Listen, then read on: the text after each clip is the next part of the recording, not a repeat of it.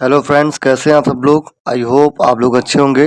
दोस्तों, आज मैं एक नई स्टोरी लेकर के आया हूं और अगेन हम इस स्टोरी के एक एक शब्द को पार्ट ऑफ स्पीच में ब्रेक करेंगे, उसकी ग्रामर को समझेंगे, इसकी वोकैब को समझेंगे और इस तरह से हम इंग्लिश पढ़ना शुरू करेंगे। तो आइए स्टार्ट करते हैं आज का सेशन, टाइम को वेस्ट ना करते हुए। ठीक है जी। और जिसका टाइटल है आज की स्टोरी का, a glass of milk. A glass of milk. ठीक है। ए यानी कि आर्टिकल है, मतलब हो गया एक।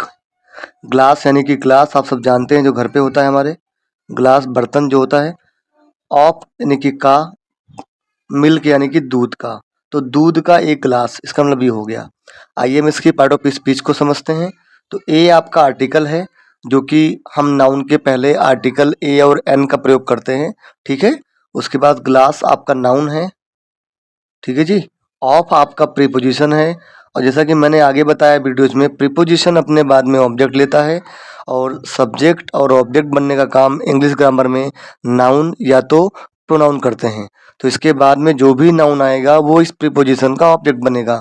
तो मिल्क आपका ऐसे तो नाउन है, नाम इसका नाउन है, पर इसका काम क्या है? तो इसका काम है इस प्रीपोजिशन का ऑब्जेक्ट बनना। ठीक है जी। चलिए। There was a boy, poor boy, who would sell newspapers to pay for school. There यानी कि ये एक इंट्रोडक्टरी सब्जेक्ट है। ठीक है। जो सब्जेक्ट को इंट्रोड्यूस करने के लिए हम इसका यूज करते हैं। वॉज यानी कि था, क्या था? ए यानी कि एक, पुअर यानी कि गरीब, बॉय यानी कि लड़का, हु यानी कि जो कि या फिर जो। वुड क्या है दोस्तों? तो वुड जो है ये विल का पास्ट फॉर्म है। ठीक है जी। जैसे हम विल का प्रयोग फ्यूचर की कल्पना के लिए करते हैं, फ्यूचर के लिए करते हैं, वैसे ही वुड का प्रयोग हम भूतकाल में किसी फ्यूचर को दिखाने के लिए करते हैं। तो इसका मतलब होगा कि जो कि वुड यानी कि जो कि करता था। क्या करता था? करता था। तो क्या भैया? सेल यानी कि बेचना, जो बेचा करता था। ठीक है जी। जो बेचा करता था क्या? न्यूज़पेपर यानी कि अखबार। अखबार। अच्छा, अखबार क्यों बेचा था? टू पे। टू पे ये आपका इन्फिनेटिव है। टू पे यानी कि पे करने के लिए, है ना। पे करने के लिए यानी कि देने के लिए। क्या देने के लिए भैया? क्या देने के लिए? फोर के लिए, किसके लिए? स्कूल के लिए, है ना। जो स्कूल की जो फीस थी वो पे करने के लिए वो न्यूज़पेपर बेचा करता था। ठीक है, या बेचता था आप कह सकते हो। चलिए देखते हैं इसकी पार्ट ऑफ स्पीच को। देयर मैंने पहले बताया आपको, इंट्रोडक्टरी सब्जेक्ट है ये। ठीक है। वॉज आपका हेल्पिंग वर्ब है। ठीक है। वाज और वर हेल्पिंग वर्ब की तरह काम करते हैं, हम सब जानते हैं। ए आपका आर्टिकल है। बॉय आपका नाउन है। अब बॉय कैसा है भैया? बॉय आपका पुअर है। तो पुअर क्या कर रहा है? इस नाउन यानी कि बॉय को मॉडिफाई कर रहा है, बॉय के बारे में कुछ बता रहा है। तो नाउन के बारे में कोई भी शब्द जो कुछ भी जानकारी प्रदान करते हैं उन्हें हम एडजेक्टिव कहते हैं। इसीलिए पुअर आपका एडजेक्टिव हो गया। चलिए, हु आपका रिलेटिव प्रोनाउन है। क्या है? रिलेटिव प्रोनाउन पढ़िएगा, अभी बताएंगे कभी प्रयोग करके। वुड आपकी हेल्पिंग वर्ब है। ठीक है। सेल आपका मेन वर्ब है, मतलब बेचना। अब सेल व्हाट, क्या बेच रहा था? तो वर्ब से वर्ड का जो रिप्लाई होता है वो उस वर्ब का ऑब्जेक्ट होता है। तो सेल व्हाट, क्या बेच रहा था? न्यूज़पेपर्स। तो न्यूज़पेपर ऐसे तो नाउन है भैया, नाम तो इसका नाउन हो गया, लेकिन काम क्या है? तो इस सेल के लिए ऑब्जेक्ट बनना, सेल वर्ब का ऑब्जेक्ट बनना। ठीक है जी। तो हर एक पार्ट ऑफ स्पीच का अपना नाम होता है और अपना काम होता है। ठीक है। चलिए, अब टू प्लस वी वन, ये आपका टू और प्लस वी वन, इसको हम बोलते हैं इन्फिनेटिव, आप सब जानते हैं। अब जो इन्फिनेटिव होता है वो अंग्रेजी ग्रामर में कितने काम करता है? तो वो नाउन बनने का काम करता है, वो एडवर्ब बनने का काम करता है, वो एडजेक्टिव बनने का काम करता है। जब वो ऑब्जेक्ट की तरह काम करेगा तो वो नाउन बनेगा। जब वो किसी वर्ब को मॉडिफाई कर रहा होगा तो एडवर्ब बनेगा। जब किसी नाउन को मॉडिफाई कर रहा होगा तो एडजेक्टिव की तरह काम करेगा। यहाँ देखते हैं क्या कर रहा है। तो वो न्यूज़पेपर सेल करता था। अच्छा, सेल क्यों कर रहा था? पे करने के लिए कर रहा था। तो यहाँ पे ये क्या कर रहा है? यहाँ पे जो सेल है, ये यहाँ पे जो टू पे है, ये सेल वर्ब को मॉडिफाई कर रहा है। भाई न्यूज़पेपर क्यों बेच रहा था? पे करने के लिए बेच रहा था। तो चूंकि ये जो टू पे है, जो इन्फिनेटिव है, ये इस सेल वर्ब को मॉडिफाई कर रहा है, इसीलिए वर्ब को मॉडिफाई करने वाले को हम एडवर्ब कहते हैं। तो ये है इन्फिनेटिव, पर एज ए एडवर्ब काम कर रहा है। ठीक है। फोर आपका प्रीपोजिशन है, स्कूल आपका नाउन है और इस प्रीपोजिशन का ऑब्जेक्ट है। ठीक है, चलिए। वन डे, डे आपका नाउन है। ठीक है जी। ओके, अब वन क्या है, तो हम किसी स्पेशल डे की बात कर रहे हैं, तो वन जो है इस नाउन को मॉडिफाई कर रहा है, इसीलिए एडजेक्टिव कह दो, या तो आप दूसरा वर्ड है एक एडजेक्टिव का डिटरमिनर कर सकते हो आप। ठीक है, चलिए। ही वॉज रेवेनस, ठीक है, ही वॉज रेवेनस, ही यानी कि वह, वॉज यानी कि था, क्या था, रेवेनस था। रेवेनस का मतलब होता है भूखा होना, बहुत ज्यादा भूखा होना। ठीक है, एक्सट्रीमली हंग्री, एक्सट्रीमली हंग्री, तो वो क्या था, भूखा था, बहुत ज्यादा भूखा था। ठीक है, एंड यानी कि और, डिसाइडेड, और उसने क्या किया, डिसाइड किया, क्या डिसाइड किया, यानी कि निश्चय किया, क्या निश्चय किया, निर्णय लिया या निश्चय किया। टू आस्क, मांगने का, क्या मांगने का, फॉर फूड, खाना, है ना, खाना मांगने का उसने निश्चय किया। कहाँ पे, at the next house, at मतलब पर, किस पर, द नेक्स्ट हाउस यानी कि अगले घर पर। ही विजिटेड, वह गया था, जहाँ पे वो गया था, इसका मतलब ये हो गया। ठीक है, उसने ऐसा निर्णय किया कि वो मतलब जा करके वहां पे मांगेगा, क्या मांगेगा, खाने के लिए मांगेगा। चलिए, वन डे एक दिन, ठीक है, ही आपका प्रोनाउन है और साथ में सब्जेक्ट भी है। ठीक है, चलिए। वॉज आपकी हेल्पिंग वर्ब है। अब रेवेनस क्या है, तो रेवेनस क्या कर रहा है, इस प्रोनाउन को मॉडिफाई कर रहा है। भैया क्या था वो, भूखा था, कौन था, ही भूखा था, वह भूखा था, जो कि एक प्रोनाउन है। और जो नाउन या प्रोनाउन को मॉडिफाई करे, उसके बारे में कुछ बताए, उसे हम कहते हैं एडजेक्टिव। तो इसलिए रेवेनस का पार्ट ऑफ स्पीच क्या हो गया, एडजेक्टिव हो गया। ठीक है, एंड आपका कंजक्शन है जो जोड़ रहा है, और डिसाइडेड आपकी वर्ब हो गई। अब क्या डिसाइड किया, टू आस्क, मांगने का डिसाइड किया। ऐसे तो to plus V one infinitive है, बट काम क्या कर रहा है, तो ये इस डिसाइड वर्ब का ऑब्जेक्ट बन रहा है, इसीलिए। और जब ऑब्जेक्ट बन रहा है तो ये नाउन की तरह काम कर रहा है, क्योंकि नाउन या प्रोनाउन ही ऑब्जेक्ट बनते हैं। ठीक है, फोर आपका प्रीपोजिशन हो गया, फूड आपका नाउन है और इस प्रीपोजिशन का ऑब्जेक्ट है। एट आपका प्रीपोजिशन है, हाउस आपका नाउन है और इस प्रीपोजिशन का ऑब्जेक्ट है। नेक्स्ट क्या है, अब किस हाउस की बात हो रही है, अगले हाउस की बात हो रही है, तो नेक्स्ट क्या कर रहा है, इस हाउस यानी कि नाउन के बारे में कुछ बता रहा है, इसलिए नेक्स्ट आपका क्या हो गया, एडजेक्टिव हो गया इस हाउस के लिए। ही आपका प्रोनाउन हो गया, और विजिटेड जो है ये आपका वर्ब हो गई। ठीक है, चलिए आगे देखते हैं। Several people denied him food, several means बहुत, पीपल यानी कि लोगों ने क्या किया, डिनाई कर दिया, डिनाई में होता है मना कर दिया, मना किया,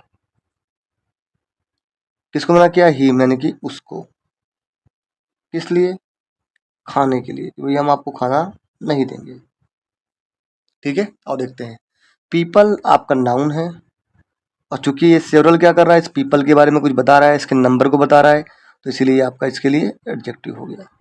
डिनाइड क्या है, तो डिनाई मेन इसकी बेस फॉर्म होती है, ये उसी का पास्ट फॉर्म है, डिनाइड यानी कि मना करना, ये आपकी वर्ब हो गई। अब किसको डिनाइड किया, हिम, उसको डिनाइड किया, तो हिम क्या है, ही का ऑब्जेक्टिव केस है और इस वर्ब का ऑब्जेक्ट भी है। फूड आपका नाउन है और साथ में इनडायरेक्ट ऑब्जेक्ट भी है डिनाइड के लिए। ठीक है, चलिए। हाउ एवर यानी कि हालांकि, इसका होता है हालांकि। A girl at one house, a यानी कि एक, गर्ल यानी कि लड़की, एट यानी कि पर, किस पर, वन हाउस यानी कि एक घर पर। ऑफर यानी कि होता है प्रस्तुत करना, देना, है ना, तो दिया, क्या दिया, ही यानी कि इस उसको क्या दिया,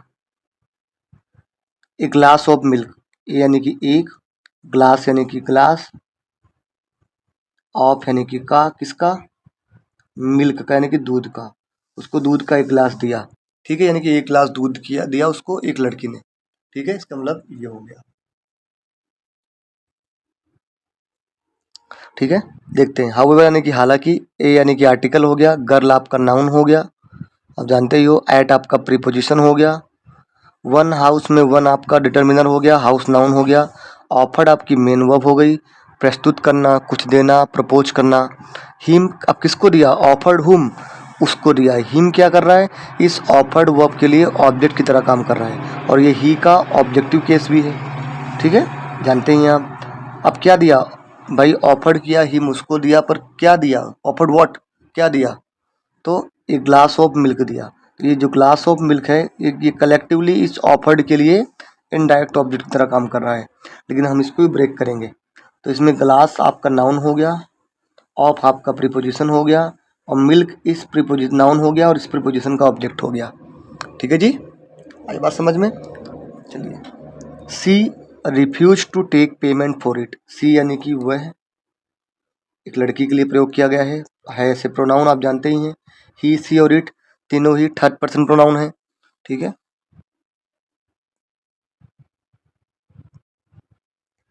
रिफ्यूज यानी होता है मना करना। अब चूंकि ये पास्ट फॉर्म में तो मना किया, तो वह मना कर दी, क्या मना कर दी, टू टेक पेमेंट, पेमेंट लेने के लिए, क्या क्या, पेमेंट लेने के लिए, पैसे लेने के लिए। ठीक है, इसके लिए, फॉर इट यानी कि इसके लिए, पैसे लेने के लिए मना कर दिया उसने कि मैं भाई पैसे नहीं लूंगी। आफ्टर मैनी ईयर्स, आफ्टर यानी कि के बाद, या किसके बाद, मैनी ईयर्स, कुछ सालों के बाद या कई सालों के बाद, कुछ वर्षों के बाद। ठीक है जी, कुछ वर्षों के बाद। This girl fail sick, this यानी कि यह, गर्ल यानी कि लड़की। ठीक है, अच्छा फेल क्या है दोस्तों, तो यहाँ पे फेल है, ये फॉल का पास्ट फॉर्म है, V2 है।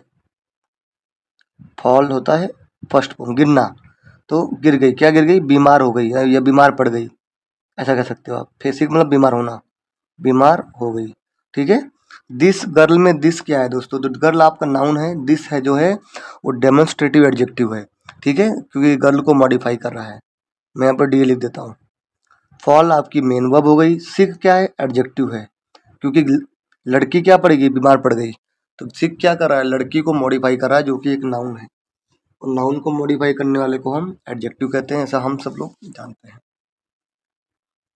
चलिए, no doctor wanted to help her, no means कोई, डॉक्टर यानी कि चिकित्सक, जानते हैं हम सब लोग, चिकित्सक में लिख दिया हिंदी में, बाकी डॉक्टर समझ सकते हैं आप लोग, चिकित्सक।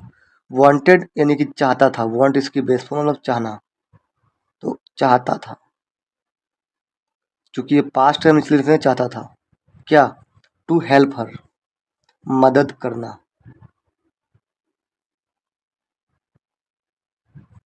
हर मीन्स उसकी। ठीक है जी, देखते हैं।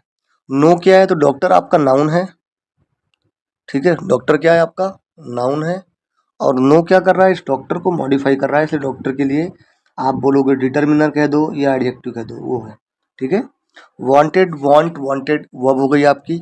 अब टू हेल्प क्या है, ऐसे तो ये इन्फिनेटिव है, लेकिन कर क्या रहा है, वांटेड व्हाट, वांटेड के लिए ऑब्जेक्ट का काम कर रहा है, इसीलिए नाउन की तरह एक्ट कर रहा है। ठीक है जी, हर क्या है,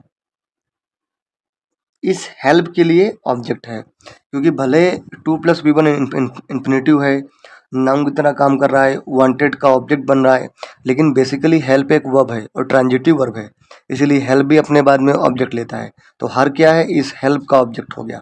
ठीक है, और सी का, ऐसे तो सी का ऑब्जेक्टिव केस है, ये काम क्या कर रहा है, इस हेल्प का ऑब्जेक्ट बन रहा है। ठीक है, she decided, she decided to go to the best doctor in the town, she यानी कि वह या उसने, डिसाइडेड क्या है, डिसाइड का बेस पास्ट फॉर्म है, मतलब कि निर्णय लेना, तो उसने निर्णय लिया या निश्चय किया, क्या निश्चय किया,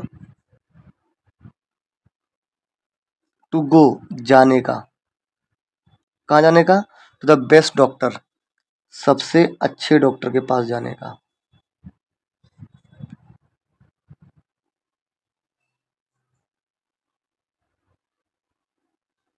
जाने का कहाँ पे, इन में, किसमें, टाउन में, यानी कि जो टाउन था, टाउनशिप था, उसमें जो सबसे अच्छा डॉक्टर था उसके पास जाने का उसने निर्णय लिया। ठीक है। सी आपका third person pronoun working as a subject of the sentence. ठीक है। डिसाइड आपका वर्ब हो गया। टू गो आपका इन्फिनेटिव है, लेकिन काम किस तरह कर रहा है। सी डिसाइडेड व्हाट, क्या डिसाइड किया, तो व्हाट से वर्ब का रिप्लाई ऑब्जेक्ट होता है, मतलब ये इसके लिए एज ए ऑब्जेक्ट काम कर रहा है, इसलिए नाउन हो गया। ठीक है। टू आपका प्रीपोजिशन, डॉक्टर नाउन और इस प्रीपोजिशन का ऑब्जेक्ट। बेस्ट क्या है, डॉक्टर को मॉडिफाई कर रहा है, तो बेस्ट डॉक्टर के लिए एडजेक्टिव हो गया। इन आपका प्रीपोजिशन, द टाउन नाउन और इस प्रीपोजिशन के लिए ऑब्जेक्ट। ठीक है जी। चलिए आगे चलते हैं। The doctor spent months treating her दो she could not afford the service. जो डॉक्टर है, डॉक्टर ने स्पेंट, स्पेंट क्या होता है, स्पेंड, इसका बेस फॉर्म होता है स्पेंड, यानी कि खर्च करना। तो उसने खर्च किए या बिता दिए या बिताए, क्या बिताए, स्पेंट व्हाट, क्या खर्च किया, मंथ्स यानी कि महीने। कैसे, ट्रीटिंग हर, तो ट्रीट करते हुए यानी कि हेल्प करते हुए, मदद करते हुए, उसको ठीक करते हुए, हर यानी कि उसकी। दो आपका कंजक्शन है, जिसका मतलब होता है यद्यपि, हालांकि कह सकते हो आप, हालांकि। सी कुड नॉट एफोर्ड सर्विसेज, यानी कि वह, कुड नॉट क्या है, कैन नॉट का पास्ट फॉर्म है, सकना, किसी चीज की एबिलिटी होना। तो हालांकि वो सकती, क्या सकती थी, नहीं, नहीं सकती थी क्या, एफोर्ड, यानी कि अगर किसी चीज को आप एफोर्ड कर रहे हो, मतलब आप उसका भार नहीं सहन कर पा रहे, है ना, तो वो उसका जो सेवाएं थी उसका भार वो सहन नहीं कर पाती, क्योंकि उसके पास पैसे नहीं थे, इसलिए वो उन सर्विसेज को अफोर्ड नहीं कर सकती थी। ठीक है। आइए देखते हैं आगे। Van C received the hospital bill.